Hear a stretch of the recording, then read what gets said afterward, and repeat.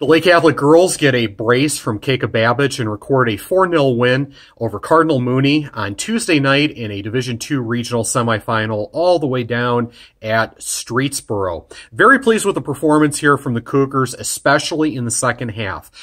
I'll readily admit I was a little concerned at the half-hour mark, locked in a 0-0 match, just simply because Mooney was playing this match tactically exactly the way that it needed to.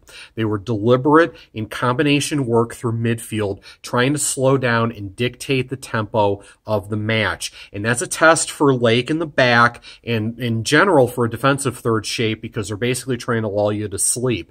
It's the equivalent of a basketball game in which a team tries to play a 2-3 zone defensively, tries to take the air out of the ball offensively, and keep the game in the 50s or 60s. But I think Lake hung in there. They showed promise in that opening 40, especially with their wide play into the offensive third, a good mix of turn-in touches and also more direct play into the flanks.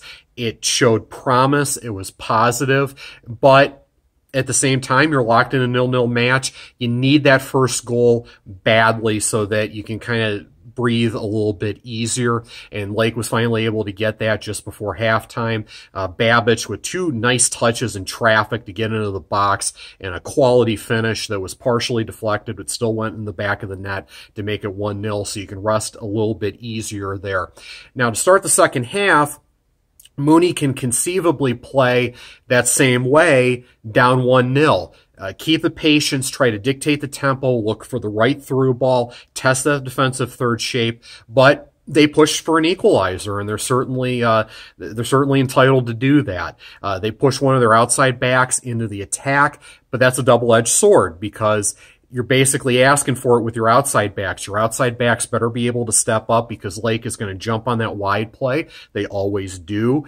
And Lake was tremendous after halftime in the offensive third. The fluidity in the attack, the combination play, the runs off the ball, the unselfishness with service, it looked so freaking good. I was very, very pleased. 11 shots on target alone in the second half. It looked so good all the way around, and when that side is clicking to that extent, it is fun to watch.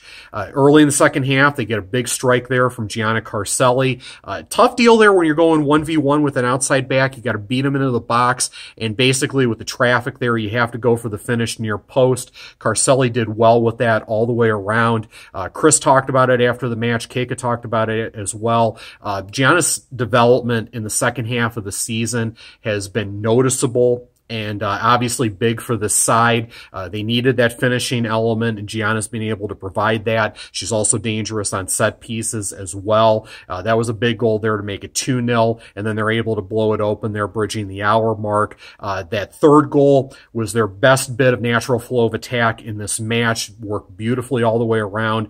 Ella Hadley crosses across the 6. Keika tried to get a touch on that, couldn't quite do so, but Kennedy Riepel barged in there, far post to just bang it in, make it 3-0, and then Babbage is able to finish off the brace there with a nice strike off Hadley's service to make it 4-0. It just looked great all the way around.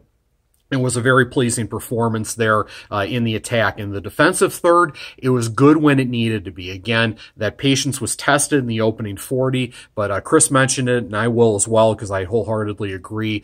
Julian Marusic had a couple of key interventions there in the opening 40 in a 0-0 match. I thought Allie Morgan once again stepped up in that sweeper role after Gianna Salentino got hurt in the district final. She played well in that district final against Gilmore and also played well here. Gianna came back from her ankle injury to play at stopper, and I thought that group performed very well.